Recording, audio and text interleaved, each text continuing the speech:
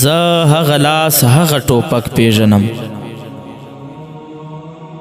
زه هغه لاس هغه ټوپک پیژنم چې د کوم لاس د کوم ټوپک د لاسه زما د کام د مشرانو سینې غلبل غلبل په وینو ورنګېدې، زما د ننګ د ملنګانو وینې لکه اوبه د باران وبهېدې.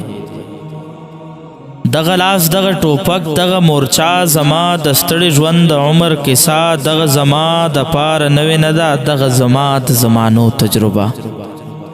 دا ټوپک دغه شپېلۍ تا مردکۍ،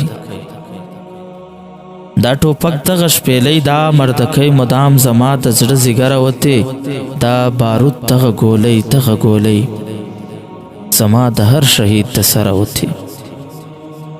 زما د څومره شهیدانو وینې دغه نظر دغه ګولۍ خوړلې، زما د څومره ارمانونو وینې دغه ټوپک دغه شپېلۍ نوستلې. دغه لاس دغه ټوپک دغه نظر زما ښکالو زما آواز پیژني، زما د زړه د رڼا لارې نیسي، زما سندره زما ساس پیژني.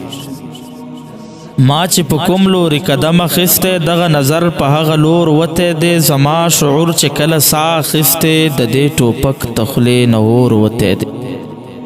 دغه لاس دغه ټوپک دغه ګولۍ مدام زما په وینو رنګ راغلی، دغه اور دغه نظر دغه خطر زما د کام سره په جنگ راغلی. خدا زل دغه دښمن دغه قاتل ما سر ډېر عجیبه کړې ده، زما پښتو پورې ټوکې کړې، زما په لاش تماشه کړې ده، زما پښتو لا دومره سپکه نه ده چې دا ناشونې ناروا وزغمي. پښتون لا دومره بې غیرته نه دی چې په پښتو پورې خندا وزغمي، چې په پښتو پورې خندا وزغمي.